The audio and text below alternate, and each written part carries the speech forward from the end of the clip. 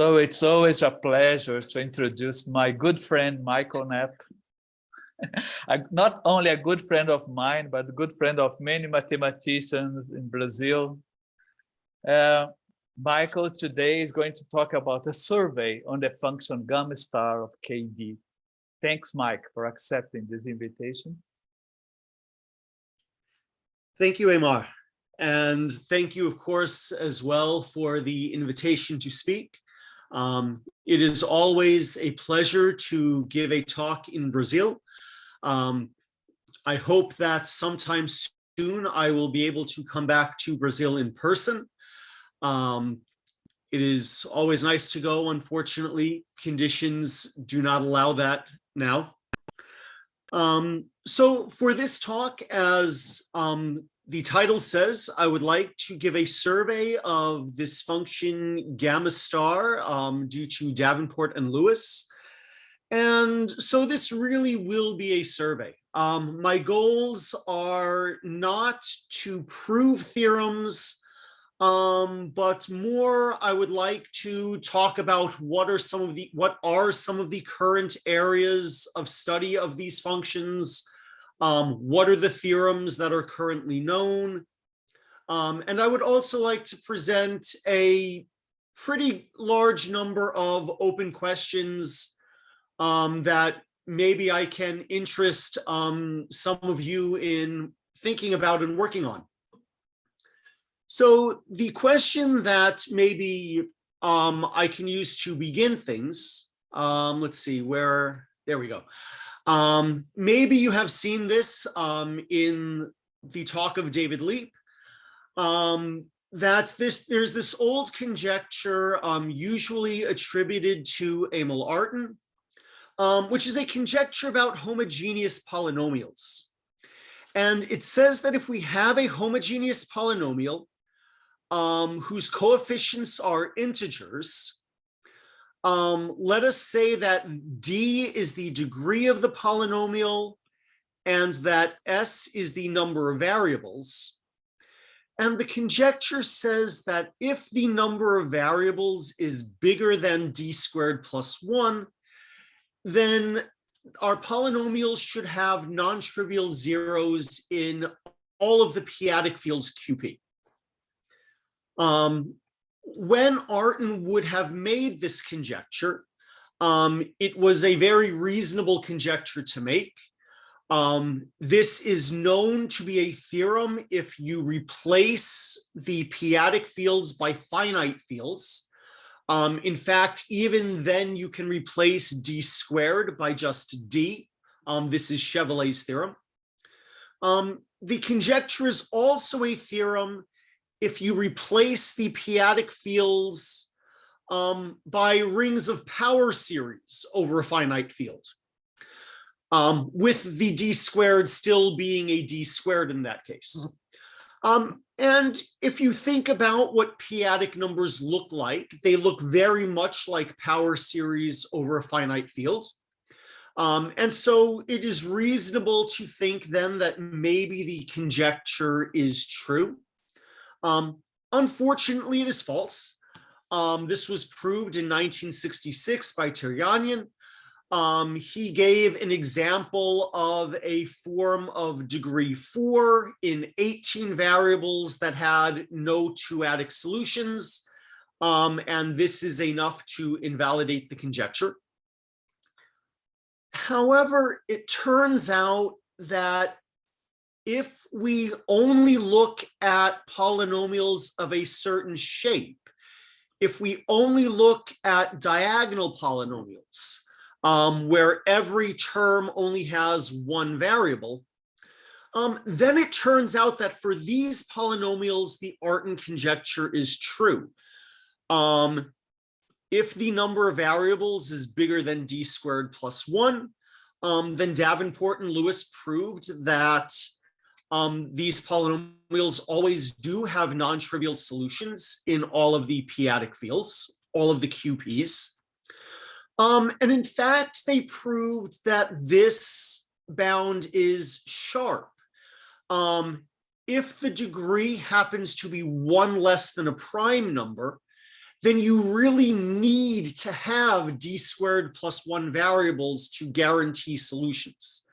You can find polynomials that only have d squared variables, but there are no non-trivial zeros in QP. On the other hand, though, if d is not 1 less than a prime, then we only need a smaller number of variables to guarantee non-trivial solutions. So the gamma star function that I want to talk about is a way to quantify these ideas. So if d is a degree of a polynomial, then I'm going to define the function gamma star of d to be the smallest number of variables that works for this degree d. The smallest number of variables that guarantees that our equation here has solutions, has non-trivial solutions in every one of the QPs. Since we are studying things that happen over all of the QPs, it is reasonable to think that we should maybe study the different QPs individually. And that's what this gamma star of K and D function does. Here, K is a specific field, D is a degree still, and gamma star of K and D tells us the smallest number of variables that works over this specific field. So if we think about these definitions of the functions, some things are very easy to say. For example, we can say that gamma star of D is the biggest of all of the gamma star of QP and Ds. This is a trivial statement. We can also restate the Davenport and Lewis theorem in this language. In this language, the theorem says that gamma star of D is always at most D squared plus 1. And if our D is 1 less than a prime, then for these specific Ds, that the gamma star of D is equal to D squared plus 1. So I would like to talk a little bit about the ingredients of the proof of this theorem. I do not want to give a complete proof, but I think it is nice that the ingredients that go into the proof of this theorem are the same ingredients that go into the proof of almost every theorem that I will mention in this presentation. So it's nice to know what they are. So the first ingredient that we have is a normalization process. And this is basically a fancy way of saying that we can make a change of variables for any additive polynomial that guarantees that most of the coefficients are not divisible by big powers of p. For example, at least 1 over d fraction, at least s over d of the variables have coefficients that are not divisible by p at all. At least 2s over d, at least 2d of the variables have coefficients that are either not divisible by p or only divisible by p to the first power. At least 3 over d fraction of the variables are either not divisible by p or only by p to the first or only by p squared, or so on. So we can make sure that our coefficients are only divisible by small powers of p in general. The second theorem that goes into this is, of course, Hensel's lemma for working with p-adics. If you are familiar with Hensel's lemma already, then this is exactly the version of Hensel's lemma. It's exactly what I think it would be. If Hensel's lemma is new to you, then you do not need to read the whole lemma. The important thing is that there is a number gamma, which can be defined explicitly. And then this last sentence basically says, if we can find zeros modulo p to the gamma power, and if these zeros are nice in some sense, then we can use these zeros of congruences to make p-adic zeros. So what we want to do is we want to solve a congruence equation. And the way that we do that is through the method of contractions usually. On my slide, I wrote an example of using contractions. But again, the important thing is the idea of what's happening. And so the idea here is that we can take some variables that are part of our original polynomial, and maybe the powers of p that divide these coefficients are small. And what we can do is we can find ways to take several variables with small coefficients, with small powers of p dividing the coefficients, and we can replace them by a new variable that I'll call t here, where a big power of p is dividing the coefficients. And the idea of the method of contractions is that if we can do this enough times, if we can make a variable where the coefficient of t is divisible by p to the gamma, gamma is the number from the Hensel's lemma. If we can do this, then it turns out that we can use Hensel's lemma and solve p-adically. So these ideas of normalization using contractions and then Hensel's lemma, for almost every theorem that we'll see here, those three ideas are the key to the proofs. So now that we've seen a little bit of what the theorem of Davenport and Lewis is, we've seen what these gamma star functions mean, what kinds of questions can we ask about them? So I think that the obvious first question is, what do the gamma star functions equal? Can we find the values of gamma star of d? And this was done very much in the 1960s, early 1970s. I think it is interesting, except for Chawla. All of these other authors, these theorems were proved as, these values were proved as part of the PhD thesis of the authors. Chawla was the PhD advisor of Gray, so it was not his thesis, but he was still involved in a PhD thesis. After 1974, after this result of Bovie here, people stopped looking at this problem for a very long time. Probably because the method to find these values involves a lot of computations. In fact, after 1974, it was not until 2012 that I calculated some more values of the gamma star function. While doing some other work, I needed to know the values for some small odd values, for some small odd degrees. So I calculated those. This led me to find values of gamma star of d for some other degrees up to 32.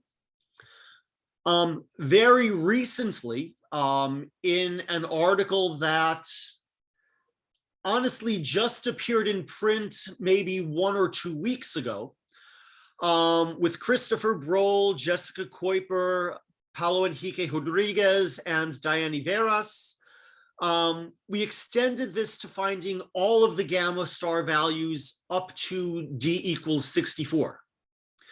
So up to 64 now, all of these values are known. Also in 2020 with Amar, we managed to find infinitely many gamma star values for large values of d that have this particular form over here.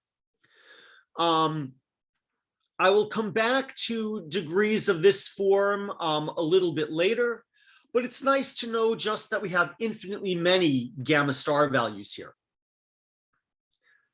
So it is useful to ask the question as well, how do you go about trying to find these values? So usually the way to start finding these values is first to guess what the answer is going to be.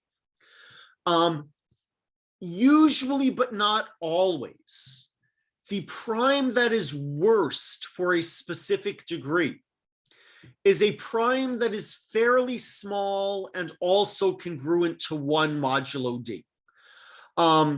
It's not always these primes that are the worst, but very often that turns out to be the case.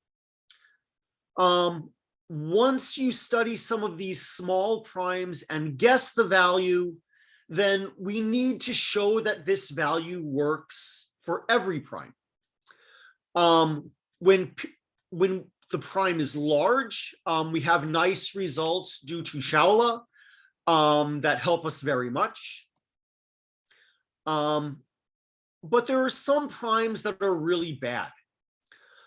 Primes that are small, less than about d to the 4th power, and primes that are congruent to 1 modulo d, we do not really have good theoretical means to deal with these primes. So for these primes, we end up using a brute force argument. And this usually takes 2 forms. For most of these primes, we can compute a particular exponential sum, and judging from the value of this exponential sum, usually this lets us eliminate most of these primes.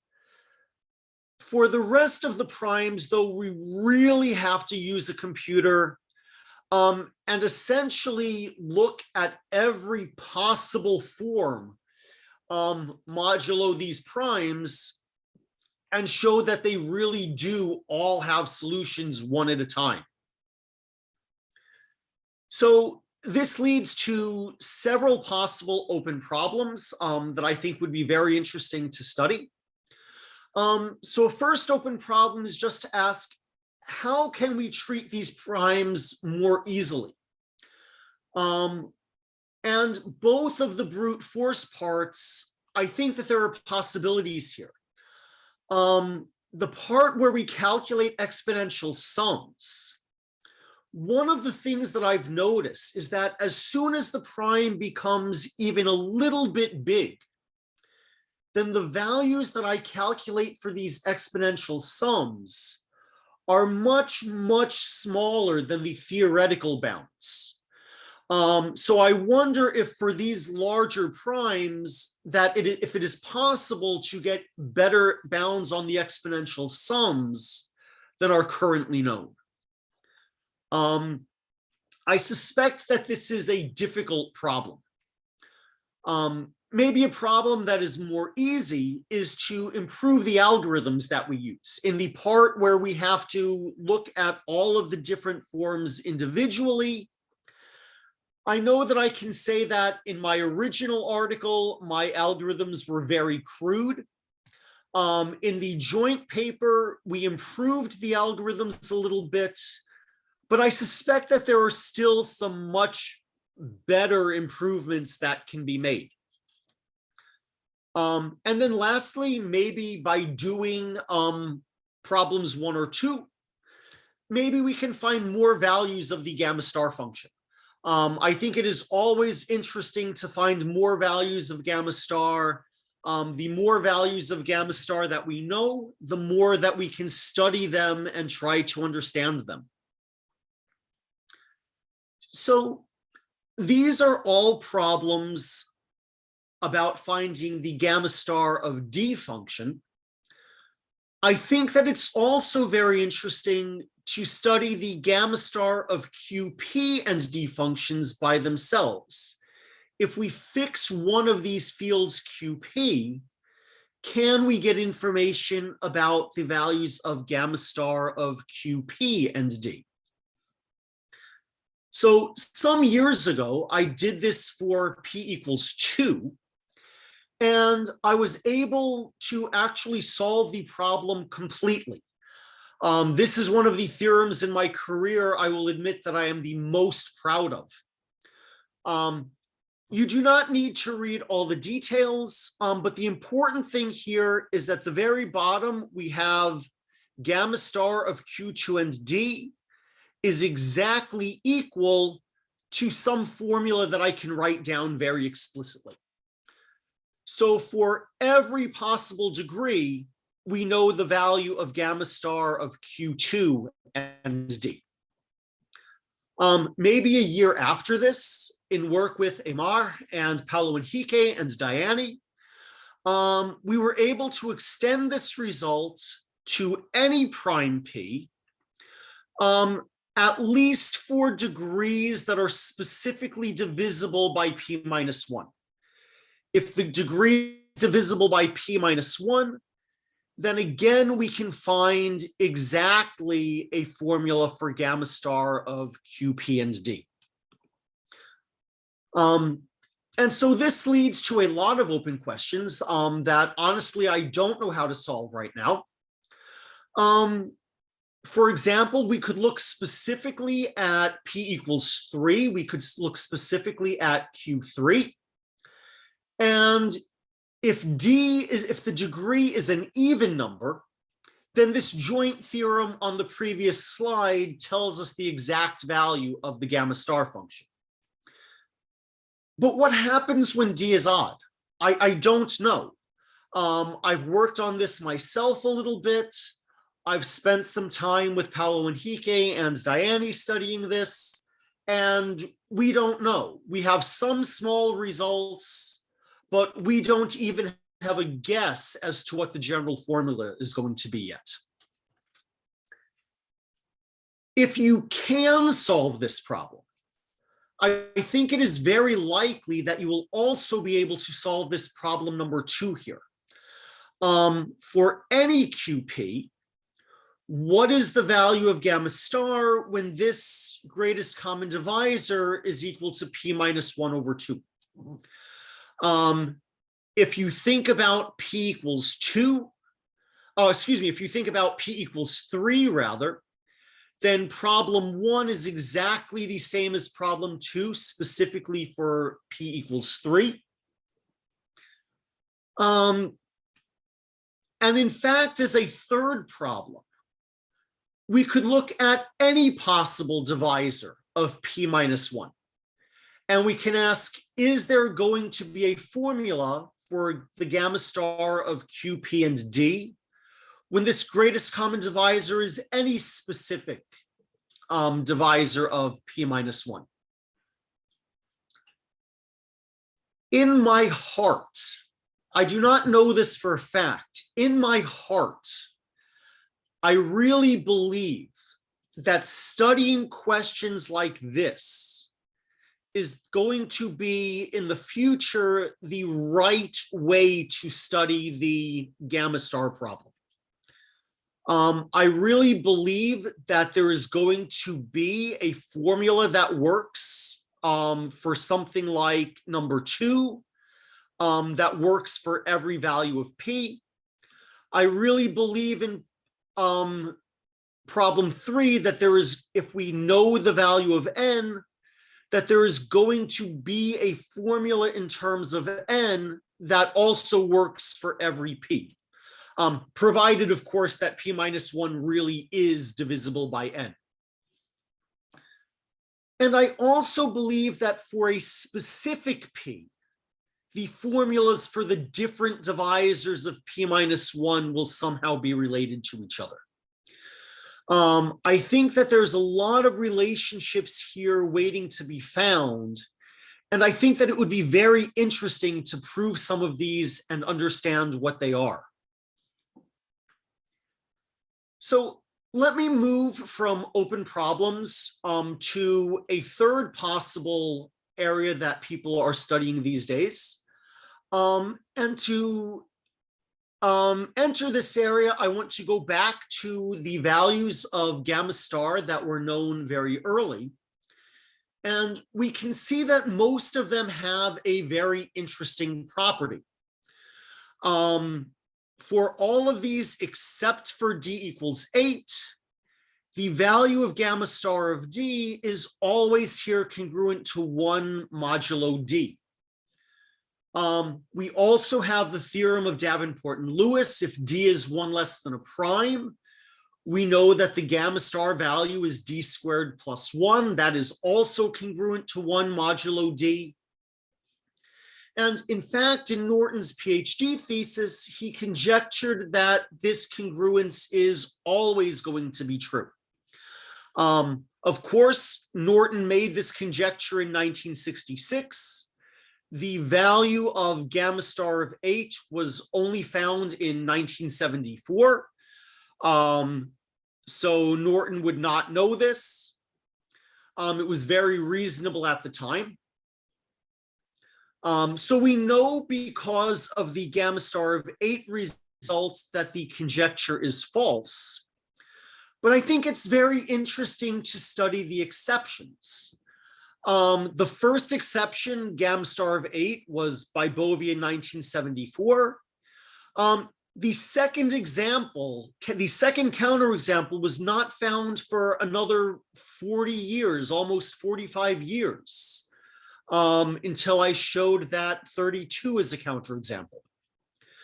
A year later, Diane, in her PhD thesis, found that 54 is a counterexample.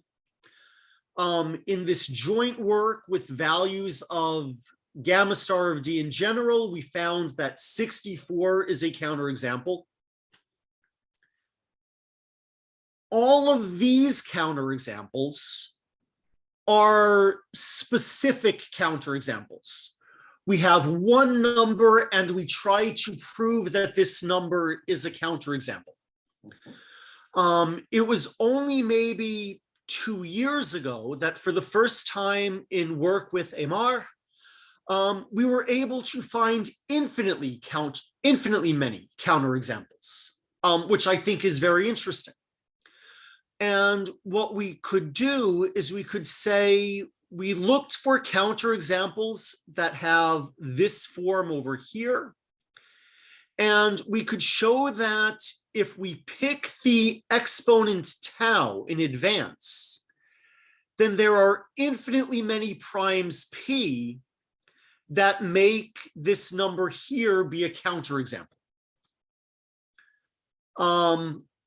And so just as an example of our theorem, if you let tau equals 3, then we look for counterexamples that look like p cubed times p minus 1.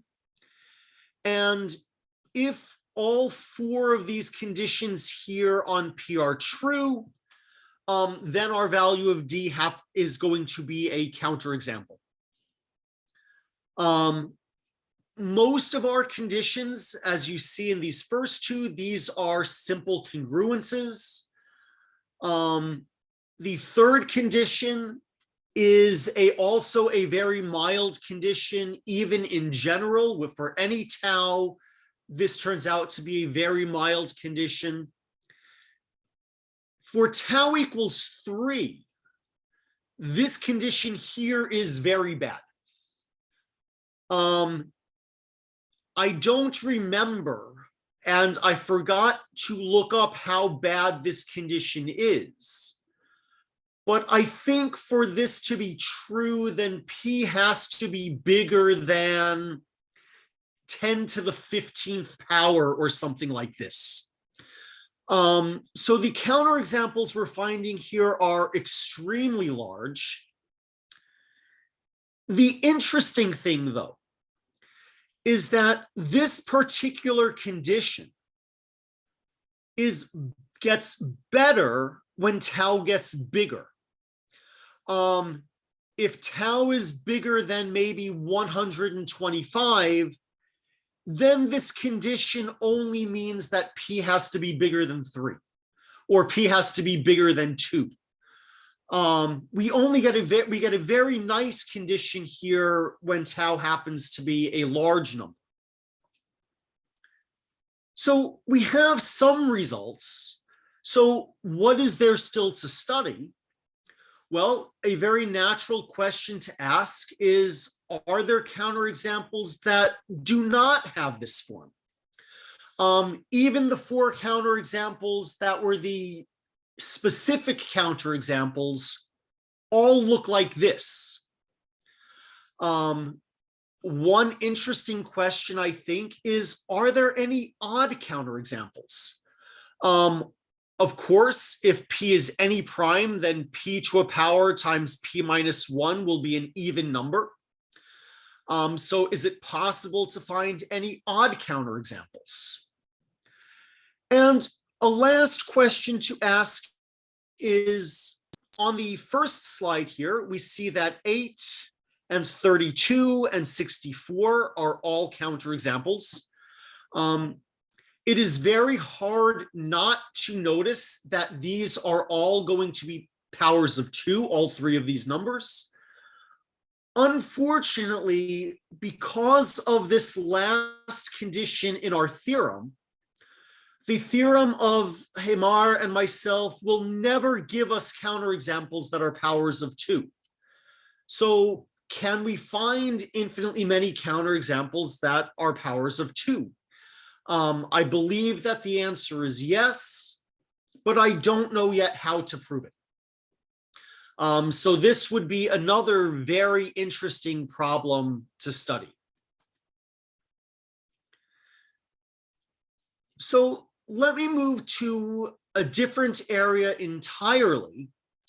And if you look at all of these problems that we're asking about the gamma star function, we look at all of these different QPs and see what happens. We can also ask all of these same questions for extensions of QP. And in this area for extensions, it turns out that very little is known, especially as of maybe 3 or 4 years ago, almost nothing was known. Even for extensions, d squared plus 1 is not known to be true for all possible extensions. The best result right now that gives a theorem for all possible extensions is a theorem of Skinner, just published last year, who shows that 8d squared plus 1 is enough. On the other hand, it does turn out that if we look at specific extensions, if we restrict the fields a little bit, then there is a good amount that can be said. For example, there's this very nice result of David Leap and Luis Sordo Vieira. They showed that for unramified extensions, then the Artin bound is almost always true, in the sense that for any prime at least 3, for any unramified extension of QP, the Artin result is going to be true. When P equals 2 and we have an unramified extension, then there's a result by Bruno de Paula Miranda, also from 2018. And he showed that if we specifically have quadratic extensions of Q2, then if the degree is not a power of 2, then the Artin bound holds. This is actually a theorem for any quadratic extension, not specifically the unramified extension. But for at least one extension of Q2, we know that the Artin bound is true. Other than this, not very much is known for unramified extensions. For extensions where there is ramification, Miranda's theorem works for these ramified quadratic extensions. For the ramified quadratic extensions and specifically degree 6, I have some work on the values of gamma star of k and 6. Specifically, there are 6 ramified quadratic extensions of Q2. For 4 of these extensions, I found the exact value of gamma star of k and 6. And for the other 2, I was able to get an upper bound. This was improved recently by Drew Duncan and David Leap.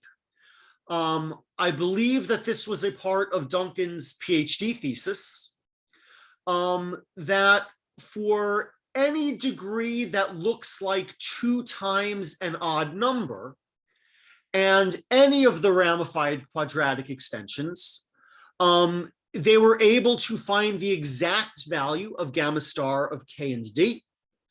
So for degree 6, even the 2 fields that I could not solve, they solved, and then improved the theorem to an infinite class of degrees. So this was very nice. Very recently, Duncan also emailed to me a sketch of a proof of a similar result over the unramified quadratic extension. I confess I have not had time to read this yet. He just sent me this about a week ago.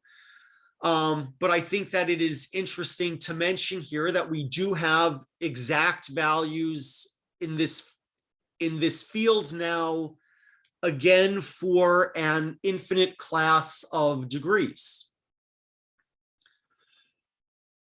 So what kinds of open problems are there? Well, as you've seen, we know very little. Is it possible to improve on Skinner's bound?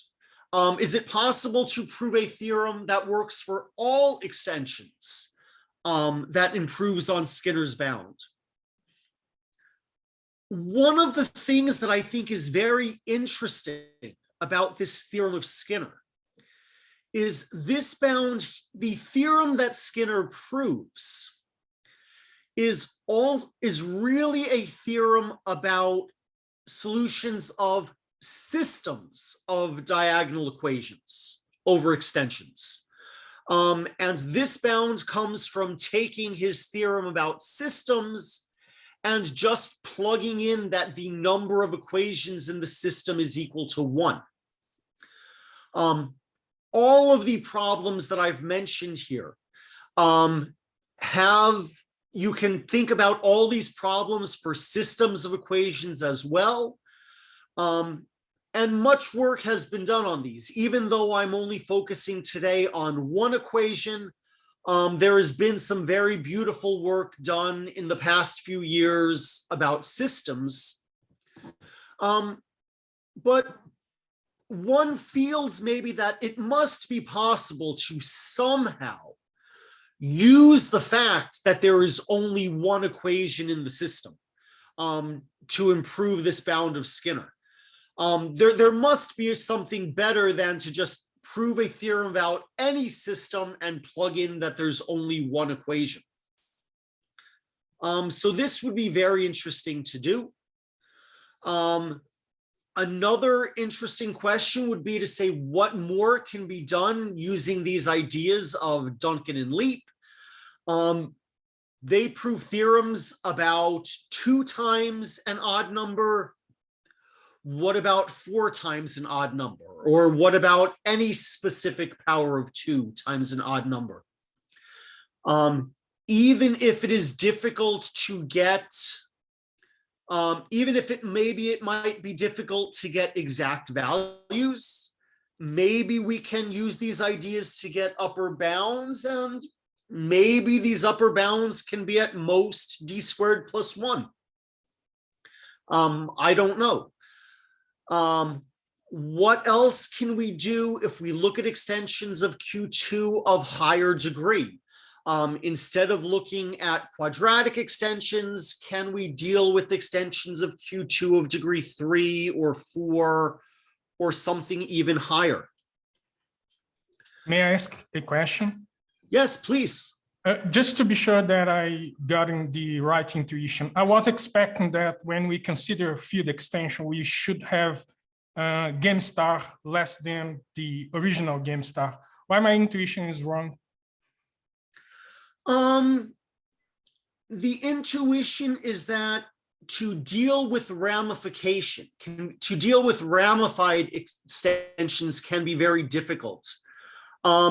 If you look at the versions of Hensel's lemma over field extensions, then you have some prime in the field, and we must solve modulo a power of this prime. And the power, the exponent that you have to use for these extension fields is bigger than in QP. So to get a general proof can be more difficult. Interestingly, however, in some ways, your intuition is very correct. In these theorems where we find exact values of gamma star of k and 6, or in the theorem of Duncan and Leap, the values that they find for these gamma star values are very much smaller than d squared plus 1. I think, and David, maybe if you are here, you can correct me. I think that we have values here on the order of maybe a constant times d plus 1 or something like this. That's right. So the values that people are calculating here are very small, but maybe it's possible that for other degrees, because of ramification, we need very many variables. That's still something that is not known yet. But that's an excellent question to ask.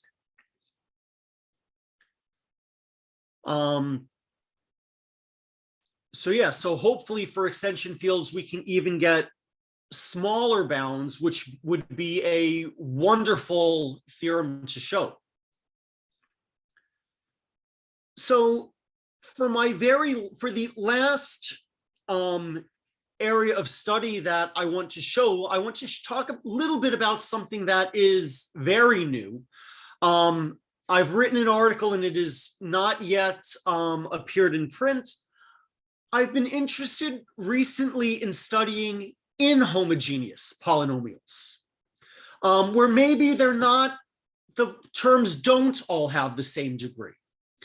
So what I've been looking at specifically is polynomials that look like this, where maybe we have two different degrees, some variables of degree d, some other variables of degree n.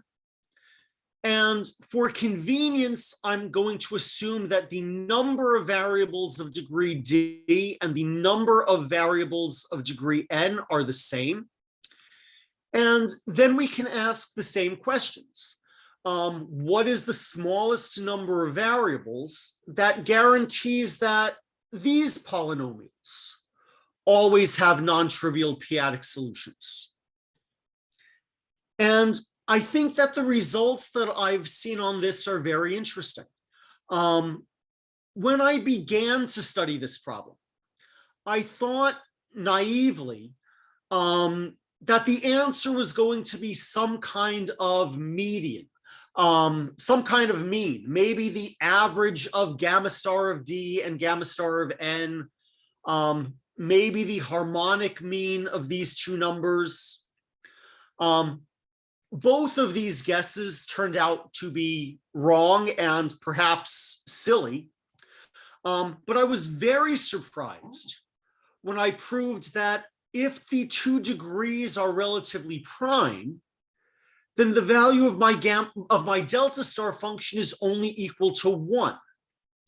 In other words, if the degrees are relatively prime, then this equation here with only one variable of each degree always has non-trivial solutions, always has non-trivial p-adic solutions. When I thought about this a little harder, it turns out not to be so surprising. It's in fact quite easy to prove that this equation here, when the degrees are relatively prime, always has non-trivial solutions in the integers, in the regular integers. And of course, if there are integer solutions, then there are always going to be p-adic solutions. So sometimes the value of this delta star can be very, very small. On the other hand, sometimes the value can be very, very big as well. It can be almost as big as the gamma star function. So I can prove a theorem that says that this delta star of d and n is always at most n squared. And being equal to n squared is very possible. If the number n is 1 less than a prime, and if the d degree is a very big multiple of n, then it turns out that the delta star function is actually equal to n squared. So even though sometimes we can get very small values, sometimes it can also be a very big value. So one thing that I would like to point out here is that, again, if n is equal to 1 less than a prime, this is the situation in which the Davenport-Lewis theorem from very early in this talk was sharp. If the n is 1 less than a prime, then the gamma star of n was equal to n squared plus 1. The delta star function is 1 less than the gamma star function. So as an open problem here, I'm going to conjecture that this is always true. That the delta star function is always at most the gamma star of n minus 1. And also that this is an equals when d is a large multiple of n. I think it would be very interesting to know if this is actually going to be a true statement or not. As a second thing that I'll list as an open problem, when I started to study this, when I defined this delta star function, I said that the number of variables of degree d has to be equal to the number of variables of degree n. And I will admit this condition seems to me to be very artificial. Why should these different degrees have to have the same number of variables? I think it would be very interesting to remove that condition and see what happens. Maybe we'll want to say that at least one variable has degree d, at least one variable has degree n. But except for that, all the variables can have whatever degrees we want them to have, either d or n. We can have as many of degree d as we want. We can have as many of degree n as we want. And we can ask, what is the total number of variables? What is the smallest total number of variables that guarantees that we get non-trivial p-adic solutions? I've done almost no work on this. It is not too hard to see that at least some of the properties of this omega star function will be different than the properties of the delta star function. I think that it would be a very interesting problem to study this situation as well and try and find upper bounds for omega star, try and find maybe lower bounds for omega star. What can we say about this? And then as well, I think it would be interesting and perhaps not terribly difficult to start calculating exact values of this delta star function or this omega star function. If we have specific degrees, can we find values of the function? I've done this for delta star for some very small degrees. So for example, for n equals 2 and d equals any degree, then I can find the value. But I think it would be interesting to know some of the values for other degrees as well. So I see that I am almost out of time, which is good because this is the end of my last slide. So let me quickly wrap things up. I would just like to say that I hope that you have all found this interesting. I think it's interesting to see some of the areas of current research. I know that when asked Amar about this Congress, that he had said that of the audience might be students who are looking for problems for a PhD thesis. And so I hope I have supplied you with lots of possibilities that you have found interesting. I hope that I did not give Amar too many new students today, but we will see. And once again, I would like to thank the organizers for the invitation to come and speak. Thank you again. Thank you, Mike.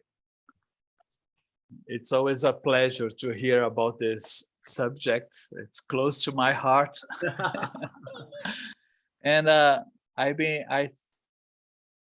well, you have this very interesting list of open problems.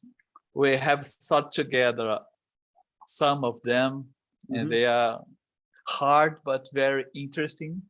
And of course, they are interesting because they are hard.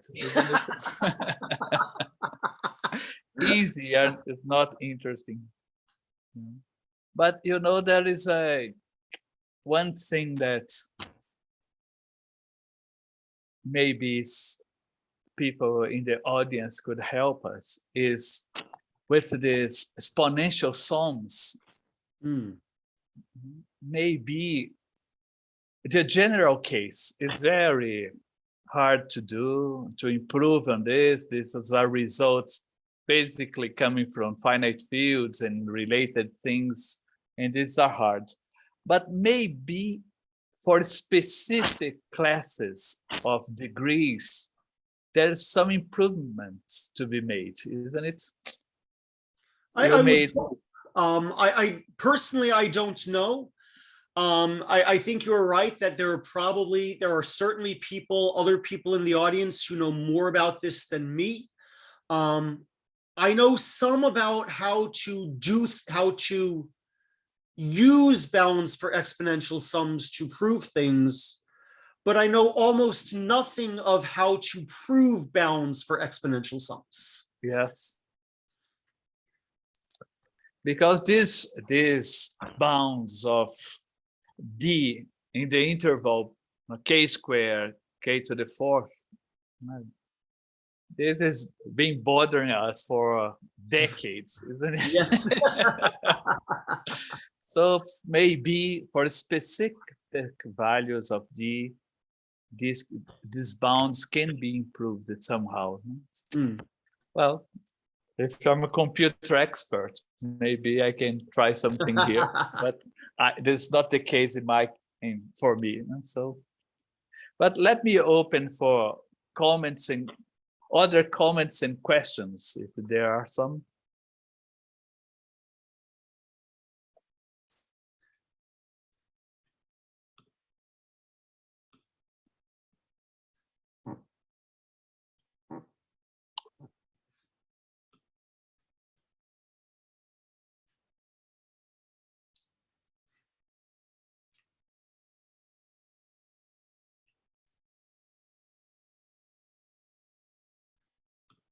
There are congratulating you on your excellent talk, and it was really an excellent talk.